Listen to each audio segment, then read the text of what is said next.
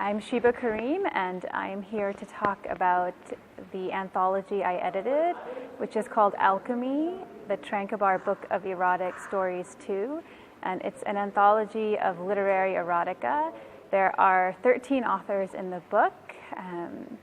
Some of them are, one is Amitava Kumar, who's a well-known Indian author, Hansta Surendra Shekhar, who is a new voice who recently came out with a novel, Abir Haq, who's a writer, Srimoy Nandini Ghosh, et cetera, et cetera. I won't go through all of the authors now, and including myself. So literary erotica is a pretty recent genre in India. The first anthology was put out by TRANQUEBAR, and it was called Electric Feather. I think that came out in 2009. And that sort of made a big splash in India because people hadn't really considered erotica a genre of literary merit. They sort of thought, oh, well, that's something dirty akin to porn. So the first anthology, called Electric Feather, was sort of the first book that introduced erotica as something that isn't just meant to read behind closed doors, but is a genre that can have great literary merit. And since then, there's been several anthologies. There's been a erotica anthology of Sri Lankan erotica, a gay erotica anthology, also by TRANQUEBAR. So TRANQUEBAR contacted me about a year and a half ago, and they said, we'd like to put out a second literary erotica anthology, and would you be interested in editing? And I am a fiction writer, and editing is a whole different beast. So I initially had some trepidation, and my main concerns were I wanted the quality of writing to be very high, and I wasn't willing to compromise on that. But it's an erotica anthology, so sex had to be integral to every story. So I needed not only stories that had a high quality of writing, but also had sex as integral to the narrative, and were also by writers from the South Asian diaspora. So I thought, my God, this is could be an impossible task to get all of those things. But I thought, it's a challenge, and I know that there are good writers of South Asian descent out there. How many of them are writing about sex, I wasn't sure, but I thought, okay, let's do this. And so in terms of how I began, I think a lot of editors have a tendency to just call on their friends when they're editing an anthology. And the South Asian literary scene can be a bit incestuous. So a lot of times you look at these anthologies and you're like, oh, that's, the editor's friend, another friend, another friend. And I thought, I would reach out to some people I knew, but I thought I would also like this anthology to showcase some new voices. I think anthologies are great for that, to have both seasoned writers and to introduce new writers. So I took 2 tracks. I contacted some people I knew, but I also sent out a very wide call for submissions. And so I received submissions from South Asians from all over the world, from America, from Europe, India, Pakistan, Nepal, Sri Lanka. So it was very exciting. Just even the response was exciting, because my first fear was that, I'd send out this call saying, looking for, erotic stories that are very well written, and that no one would respond. So I was looking. There are 13 stories total. One is mine. But I think I got over 60 submissions. So I was very happy about the numbers. But I knew this already, and I think most writers will tell you it's extremely difficult to write about sex. It's not natural for most people. A lot of people can't even talk about it. It's not part of everyday discussion. It's also something that can be hard to write about without seeming a little cheesy. So a lot of writers tend not even to write about it at all, or if they have a scene where 2 people are about to have sex, they'll kiss, and then it'll cut to something else, like in a film, right? Like in a Bollywood movie. So a lot of the stories were not very well written, and so when I first started reading I was actually on a road trip in the States, driving across America from New York to New Mexico, and I was driving through a lot of the South. And the South is a very religious place in America, so we'd be driving by churches and, you know, big billboards of Jesus, and I was reading these erotica stories in the car, which is very interesting. But most of them, unfortunately, they made a great effort, but the quality of writing just wasn't there. And I also noticed on a lot of them, still that tendency of, you know, when you're writing about sex, before you get to sort of the good part of to pull away, which I think is a natural tendency that a lot of writers have, that you actually have to overcome when you're writing erotica. But I was able to put together 13 wonderful stories, and one thing that I really like about this anthology is the diversity of voices.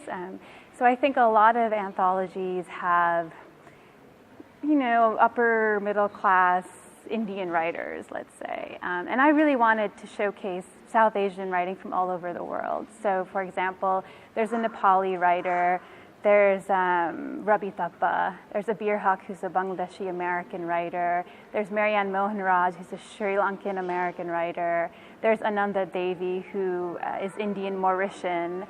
So there's definitely a diversity of voices and also a diversity of stories.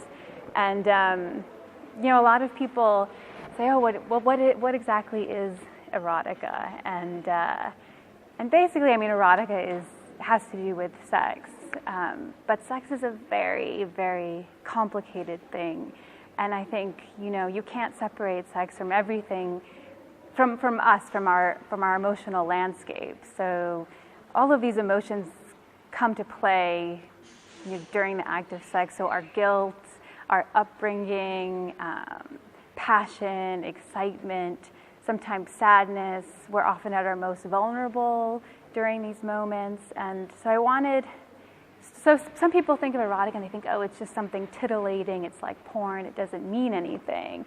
But actually, sex can be one of the most meaningful acts we do. And so I wanted these stories to reflect the actual very complicated and intensely emotional nature of sex. So when you read these, so there are a few stories, like there's one called Mouth, it's very inventive and brilliant, but it is very titillating, and so when you read it, you might want to go to your bedroom or bathroom and close the door. But then there are other stories that when you read them, you actually might feel a sense of sorrow or a sense of heartbreak. For example, there's one story by Hansta Savendra Shekhar, which is about a young man who lives in a small city in India who is gay and is a medical student, and it follows his quest for love with these men who basically use and abuse him. And it is very graphic in depicting the sexual relationship between the men, but it's ultimately extremely heartbreaking. And I think, you know, people don't realize just how powerful erotica, well-written erotica can be. And that is something that this anthology accomplishes quite well, and I'm very proud of. So when you say you're the editor, what's your role? Is it just selection, or do you actually edit the stories as well? Yeah, so the initial role, well, first you sit down and you think, what do I want this anthology to accomplish? What is my vision for this anthology? It's probably similar to curating an art show. Then you have to seek out stories, which, as I mentioned, I contacted people I know and then did an open call. Then you go through all of the stories and you see which ones work. Then you contact the authors and say, and there was not a single story in the anthology that I didn't work with the author on. And I think that's another thing that's extremely important as an editor, because revision is the art of writing, really. And so without revision, it's, you know, the first draft of the story is never going to be what the story really is. And it's more like the 9th draft, the 10th draft, the 11th draft. So once I contacted the authors, I would say, you know, I love your piece, I think it's a great fit, but these are my suggestions of what could make it better. And the 12 authors I worked with were incredible and very responsive, and I went back and forth on revisions with all of them. And I think they're all quite happy with how the stories turned out. So I think the crux, actually, the first challenge is to find the stories, to find that quality of writing. And then the second challenge is to revise, because as an editor, the author has his or her own vision, and you want to respect that vision, and you want to hone that vision. And I think a lot of editors have a tendency to try to impose what they think on the writer, which is a terrible thing, because it's not your piece of writing. So your job is to work with them, to this is what I see. This is what you're trying to do. Maybe this might make it better, and ultimately, I would respect their wishes. So if they felt very strongly that no, this character should be this way, or this scene should begin this way, then I would say, okay, that's your, and they all were so talented that it was never really an issue anyway. But being being respectful of the writers, while at the same time, not being afraid to work with them through revision after revision until we both felt that the story was where it needed to be. Basically across the board, and different writers have different strengths. So you would see some writers who had very strong dialogue, but very little setting of the scene, very little description. Some writers, the language would be very strong in one paragraph, very descriptive, very evocative, and then the next paragraph, they would have lost it. So you're really looking, when you edit, you can't just look at one lens and say, okay, I'm looking at character, or I'm looking at structure, or narrative momentum. You have to look at everything, and you have to, take a holistic view of every component and see what is working and what isn't working, and then, share what you think with the author, and then have a back and forth. Basically it's interesting. So for example, I mentioned there with Ananda Devi, who's an Indian Mauritian author who lives in France. Her story is actually a very surreal story about a monk who lives in a monastery on top of a mountain, who's never seen a woman. He entered the monastery at the age of 8 or something. He's never seen a woman, never experienced any, never even eaten a mango, and then a woman starts to visit him in his dreams. So that is just, you couldn't. Indian Mauritian lives in France, but this is a surreal story set in an entirely different landscape. Whereas other stories, so Srimoy Nandini, her story is she lives in Delhi, and her story is set in sort of a futuristic Gurgaon, where people have sex in these abandoned high-rises. So it's like Gurgaon with all of its high-rises, but they've all been abandoned. So that's set in a very familiar landscape to both people who live in Delhi and anyone who's visited Gurgaon, but it has a slight twist with a futuristic setting. So everyone so you'll see the story, Rabi Thapa's story is set in Kathmandu, and that's a very realistic story about a man who becomes attracted to his maid. So it's kind of all over the board. Some authors wrote very close to home, and some authors there's a sci-fi story set in a post-apocalyptic India.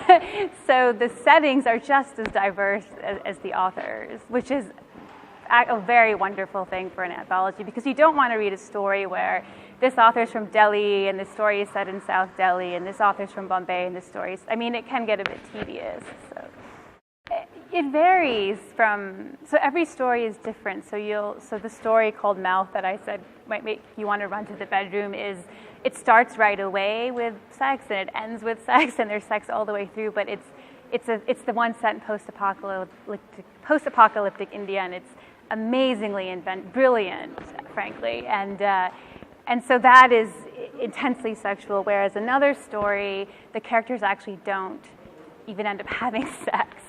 So it's really across the board on, and you can't put a figure on it. You can't say, okay, I want 50% sex in this story. So it's really, and also because it's so.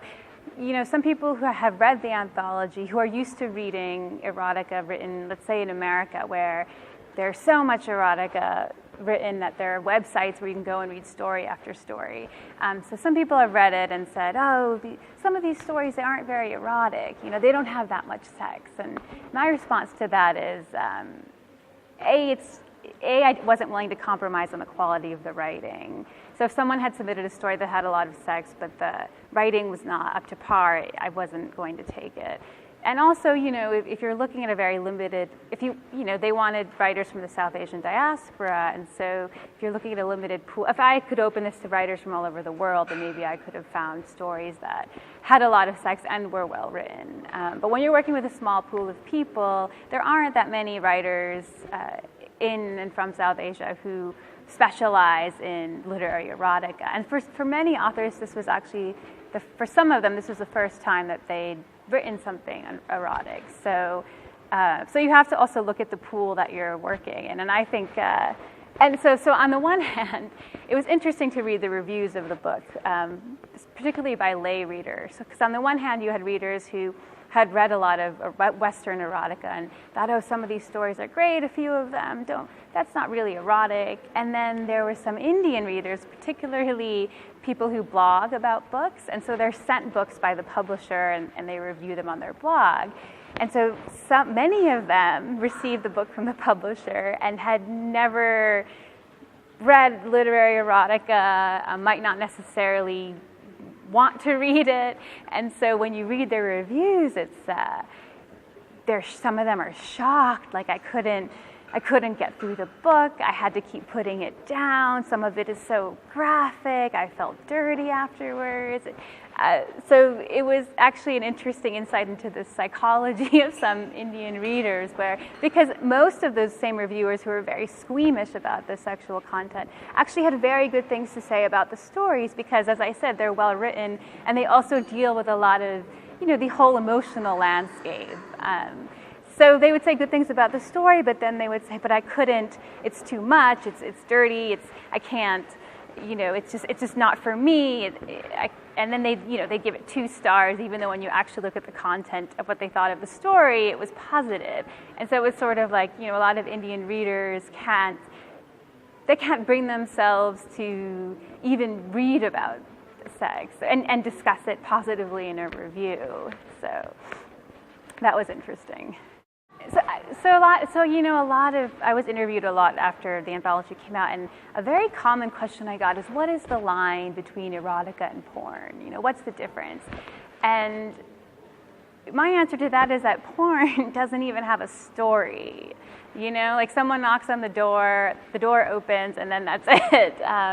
And anything in a written form necessitates having a story. So that right away differentiates from porn. So in this story, Mouth, she sets it up so vividly, this future landscape. It's a post-apocalyptic India where everyone lives underground. But you follow this narrator who's of the Mouth gender, because there's 4 genders now, and you feel empathy for her. And it describes a very graphic orgy, but while you're on the one hand, you're experiencing the excitement of reading about this orgy. On the other hand, you're feeling empathy for this character. You're feeling concern for her. You're intrigued by the landscape that she's in. You're driven, you see how the plot is very driven. There's a lot of narrative momentum. You can't wait. You keep turning the page to see what happens next. So it has all of the elements of a great story that just happens to be about sex.